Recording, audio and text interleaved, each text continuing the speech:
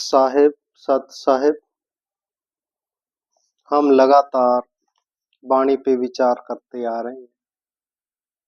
तो वाणी में अनेकों अनेक रहस्य है, उनका भी हौली हौली विचार करते हैं। हमने पीछे महाराज गरीबदास जी की वाणी झुमकरा पे विचार किया कि वो वाणी महाराज ने क्यों बोली, कब बोली। तो उस वाणी की शुरुआत जैसे हो रही थी, नाभ कमल में बैठिए रे झुमकरा, सुन बंक नाल के घाट सुनो रे झुमकरा, इला पिंगला फेरिए रे झुमकरा। ये इला क्या है, पिंगला क्या है? हम भोग में भी बोलते हैं, इला पिंगला ध्यान धरते सुरती पहुंची दूर। पहले इला का पिंगला का पता तो हो, ईड़ा नाड़ी नाड़ी कौन सी है, पिंगला नाड़ी कौन सी है, सूक्ष्मना कौन सी है, कौन सा सुर कब चलता है, तभी तो सुरती कहीं दूर पहुंचेगी। हम अगर ट्रेन में चढ़े ही नहीं तो दूसरे स्टेशन कैसे पहुंच जाएंगे? तो ये इन नाड़ियों के विषय में बहुत एक विज्ञान, बहुत महान विस्तारित विज्ञान है, और ये आम ज्ञान नहीं है, ये सबको बताया जाने वाला ज्ञान नहीं है, पर इसके कुछ कुछ रूप हमारे समाज में प्रचलित है। आदि सनातन मत से ही इस पे बहुत गहन विचार किए गए। जब भगवान शिव शंकर जी ने माता पार्वती को अमर कथा सुनाई थी, तो सर्वप्रथम इस बात का निर्णय किया था कि हे पार्वती, तुम कैसे बैठ और कौन से सुर में तेरा ध्यान लगेगा, तब तुम ये कथा सुन पाएगी। ऐसे ही वहां से ये चला आ रहा है। और कबीर पंथ में एक दो शाखाएं ऐसी है जिसने इस पे बहुत विचार किया, बहुत गहन संशोधन किए, और बंदी छोड़ कबीर साहब जी ने भी अपनी वाणी में धर्मदास जी को काफी इस विषय में राज बताई, जिसको हम जो है मतलब तत्व कहते हैं, जिसने संशोधित किया है जो है कबीर पंथ में, इसका काफी प्रचार है कि कौन से सुर में क्या करना चाहिए, कौन सा सुर चल रहा हो तो क्या नहीं करना चाहिए। ये सारा हमारे बहुत विस्तार से हमारे कबीर पंथ में एक दो शाखाओं में बहुत चलता है। तो हम उस पे विचार कर रहे हैं आज। तो बंदी छोड़ कबीर साहब जी ने एक जगह धर्मदास को कहा है कि धर्मदास आगे सुन ले हो, रहे न मन का एक को संदेह हो, कि हे धर्मराज दास, अब आगे की बात सुन, ऐसी बात सुन जिसको सुनने मात्र से तेरे सारे संदेह दूर हो जाएंगे। क्योंकि धर्मदास जी जो थे वो बार बार कोई नई बात पूछते रहते थे बंदी छोड़ से। तो उन्होंने इस विषय में पूछा तो महाराज जवाब दे रहे हैं, कहते हैं, चंद्र लगन जब आवे भाई, तभी सुरत से ध्यान लगाई। तेरा ध्यान जो कब लगेगा, जब तेरा चंद्र लगन में होगा। फिर महाराज कहते हैं, सूर्य लगन का अवसर आवे, तब भोजन का ध्यान जगा। और जब भोजन खाना है, भोजन पचाना है, तो तेरा सूर्य लगन हावी होना चाहिए। ये सूर्य लगन क्या है, चंद्र लगन क्या है, महाराज आगे जवाब दे रहे हैं, दाहिना स्वर सूरज का होई, बाएं स्वर में चंद्र समोई। कि जो दाया सुर है वो सूरज का है, गर्म है, और जो बाया है वो चंद्र है, वो चंद्र सुर है। इनको ही ईड़ा पिंगला कहते हैं, इनको ही गंगा जमुना कहते हैं, इनको ही सूर्य नाड़ी और चंद्र नाड़ी कहते हैं, इनको ही कहते हैं, इनका ही सारा विस्तार है। और जिसने इन सुरों को जान लिया, नंबर एक वो ध्यान लगा सकता है, किसी भी अवस्था में हो वो ध्यान लगा सकता है। वो क्रोध से मुक्ति पा सकता है, वो रोगों से मुक्ति पा सकता है, और सबसे बड़ा, वो इस मन को कंट्रोल कर सकता है। जिसको सुर पलटने आ गए, जिसको सूर्य और चंद्र का भेद पता लग गया, तो वो मन को पूरी तरह कंट्रोल कर सकता है। मन फिर उसको दखल नहीं दे सकता, ऐसी इसकी शक्ति है। इससे आगे की बात करें तो जिसने ये पूरा संशोधित कर लिया, इन नाड़ियों को, ईड़ा को, पिंगला को, सुषुम्ना को पूरा संशोधित कर लिया, इनका पूरा यथार्थ जिसने जान लिया, वो दुनिया में कोई भी चीज प्राप्त कर सकता है, अट्रैक्ट कर सकता है, क्योंकि इन नाड़ियों की बहुत बड़ी पावर है। जैसे एक छोटी सी एग्जांपल देता हूं।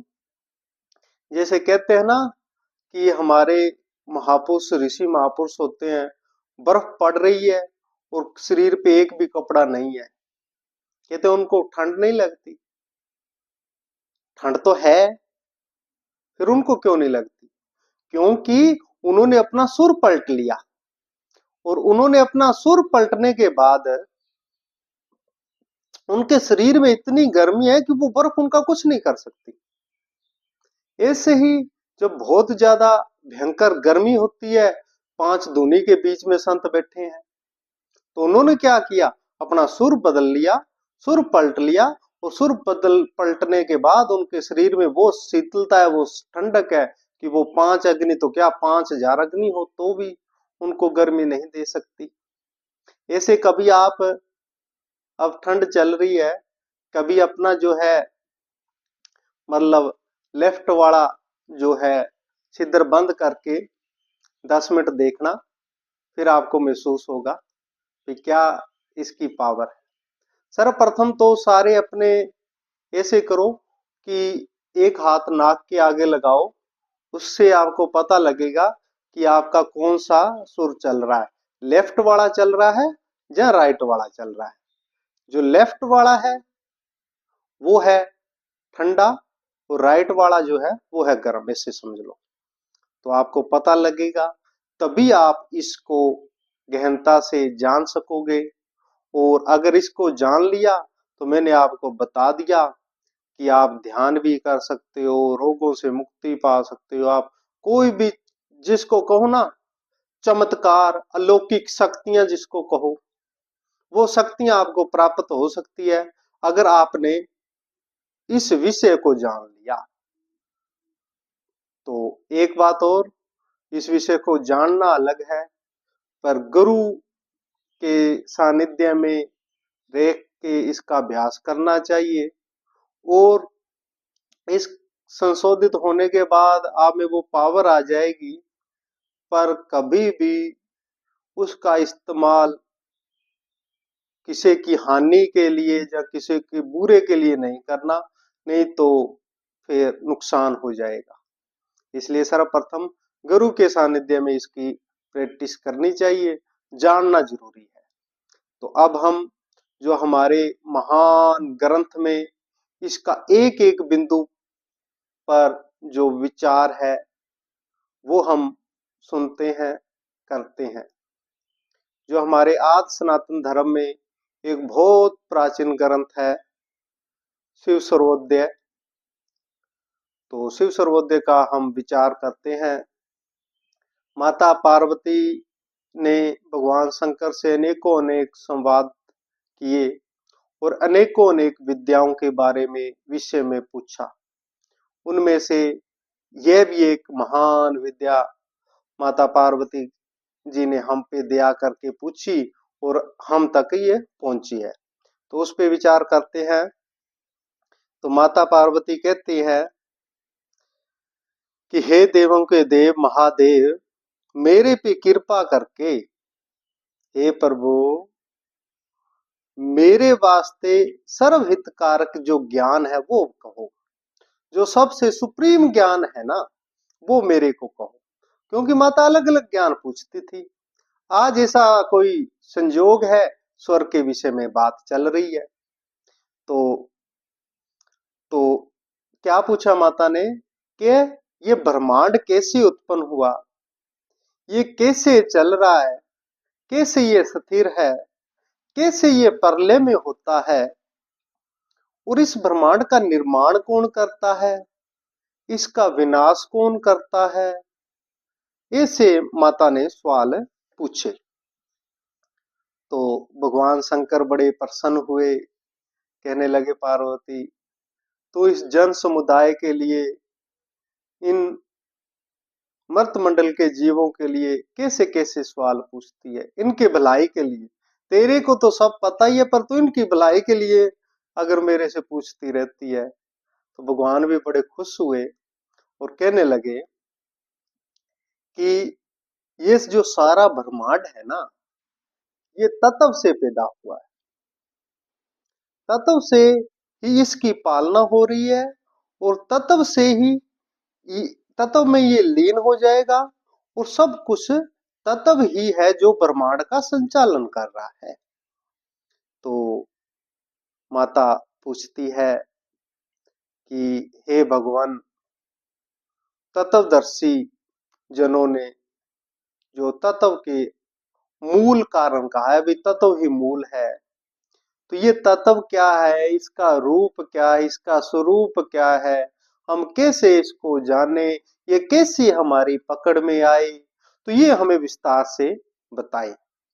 तो भगवान शिव बोले कि उस निराकार परमेश्वर जो है, देव जो है, तिससे आकाश उत्पन्न हुआ, आकाश से वायु उत्पन्न हुई, वायु से अग्नि उत्पन्न हुई, अग्नि से जल उत्पन्न हुआ, और जल से पृथ्वी उत्पन्न हुई।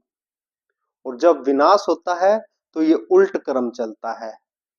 उल्ट क्रम कैसे चलेगा, पृथ्वी को जल तत्व ग्रासेगा, जल तत्व को अग्नि तत्व ग्रासेगा, अग्नि तत्व को वायु तत्व ग्रासेगा, वायु तत्व को आकाश तत्व ग्रासेगा, आकाश तत्व को ओंकार ग्रासेगा, ओंकार को अवगत पुरुष ग्रासेगा। ऐसे उल्ट चलेगा। और वहां से ऊपर आ रहे हैं तो ऊपर से वो पूर्ण परमेश्वर, परमेश्वर से जो आकाश, आकाश से वायु, वायु से अग्नि, अग्नि से जल, जल से पृथ्वी उत्पन्न हुई। यही पांच तत्व पांच प्रकार के पंचीकरण होके विस्तृत होते हैं। इन पांचों के आगे स्वभाव है, एक एक के आगे पांच पांच प्रकृतियां है, 25 प्रकृतियां हो जाती है, इनका बहुत विस्तार है मूल ये है। फिर कहते हैं भगवान, हे देवी, जो ब्रह्मांड उत्पन्न भया, तीन में स्थिति, पालना होती है, स्थिति होती है, पालना होती है, फिर लीन होती है, तीन अवस्थाएं हैं। पर सूक्ष्म रूप में वो ईश्वर ही रमण करता है, सब में वो तत्व ही रमण करता है सूक्ष्म रूप में। कहते हैं, हे देवी, पांच तत्वों का ही देह है, और शरीर में सूक्ष्म रूप करके पांच तत्व ही वर्त रहे हैं, और तत्व योगी जनों में जाने जाते हैं, योग की क्रिया में ये जाने जाते हैं। आगे महाराज कहते हैं कि देही तो पांच तत्वों से बनी है, पर इस देही के अंदर जो मूल है वो श्वास है। श्वास चल रहा है तभी ये देही यहाँ पे चल फिर रही है, संजीव है, चेतनता है। जब इंसान मरता है तो क्या होता है, एक श्वास ही है, वो ही खत्म होता है। श्वास के बिना तो बाकी तो कुछ फर्क नहीं पड़ता। तो इस श्वास को देखना, अब श्वास को और विस्तार से देखना है, श्वास की जो अलग अलग स्वर है उसको पकड़ना है। और महाराज शंकर भगवान कह रहे हैं कि हे देवी, जिसने इन स्वरों को जान लिया उसको त्रिकाल का ज्ञान हो जाएगा, वो त्रिकालदर्शी हो जाएगा। ऐसा ये ज्ञान है जिसने इसको जान लिया। कहते हैं ये जो ज्ञान है, स्वरोदय का जो ज्ञान है, जो स्वरों का ज्ञान है, वो गुप्त से गुप्त है, बहुत गुप्त है।